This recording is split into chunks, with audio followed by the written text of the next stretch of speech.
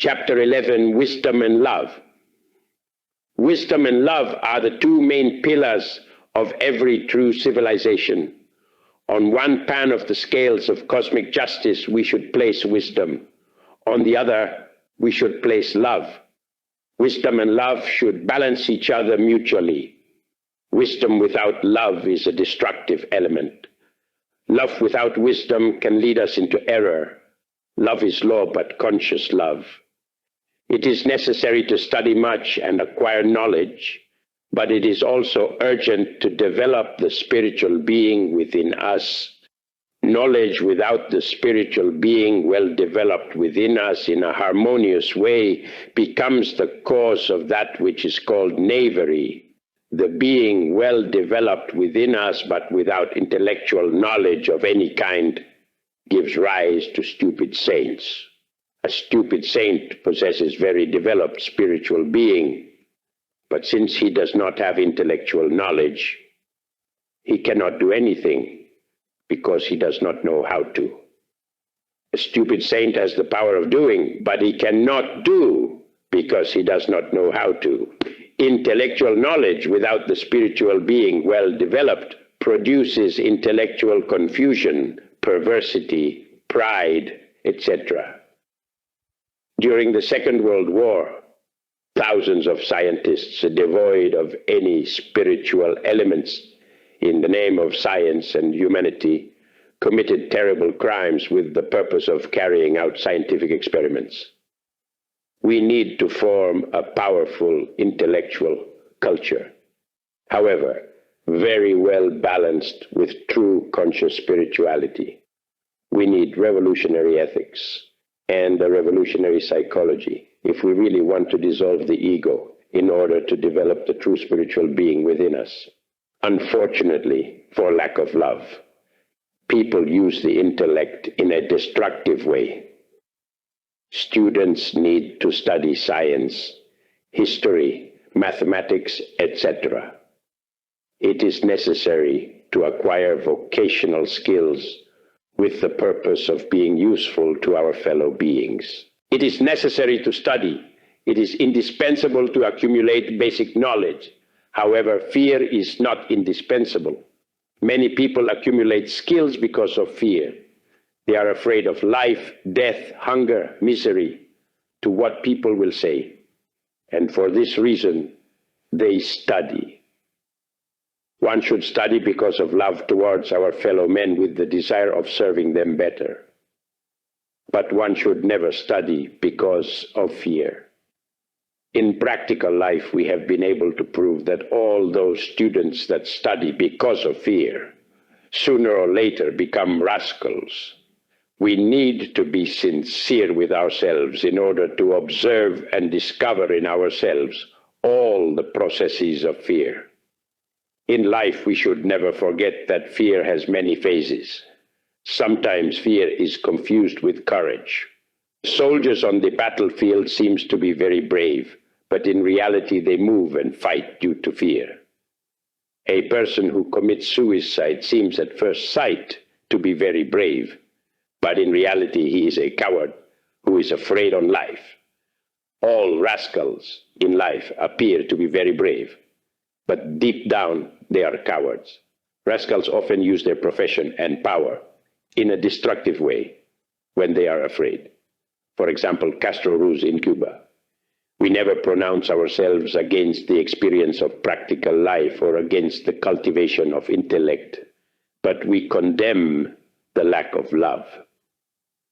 Knowledge and experience of life become destructive when there is lack of love. The ego usually traps intellectual knowledge and experience when that which is called love is absent.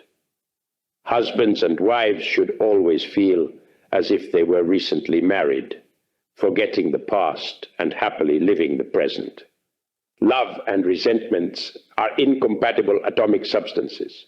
In true love, no resentments of any kind can exist. Love is eternal forgiveness. Love exists in those who feel true anguish for the suffering of their friends and enemies. True love exists in him who wholeheartedly works for the well-being of the humble, poor, and needy.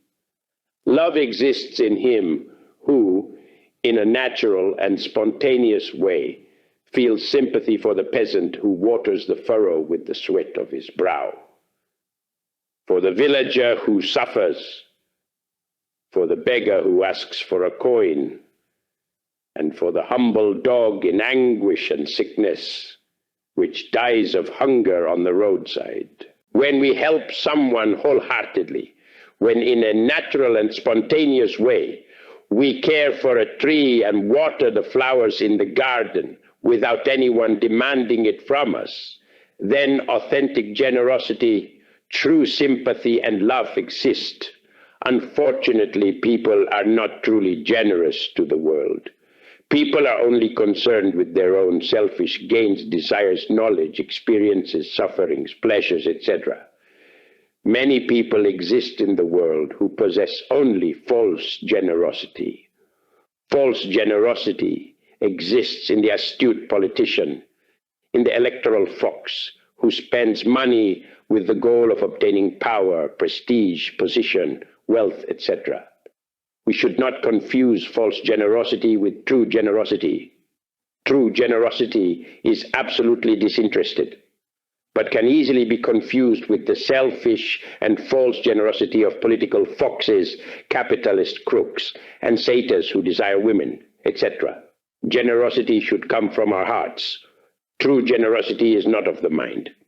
Authentic generosity is the perfume of the heart.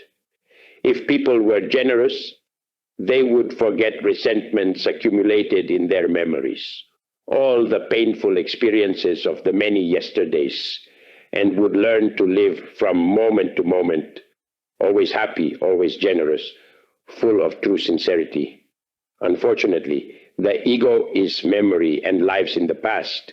It always wants to return to the past. The past overcomes people, destroys happiness, kills love. A mind bottled up in the past can never fully understand the profound significance of the present moment in which we live. Many people write to us seeking consolation, asking for a precious ointment to heal their painful heart. But few are those who worry about comforting the afflicted. The ego abuses experiences and the intellect by using them to grow stronger. On disintegrating the ego, experiences and the intellect remain in the hands of the intimate being, and all abuse then becomes impossible. Every student should guide himself on the vocational path and study in depth all theories related to his vocation.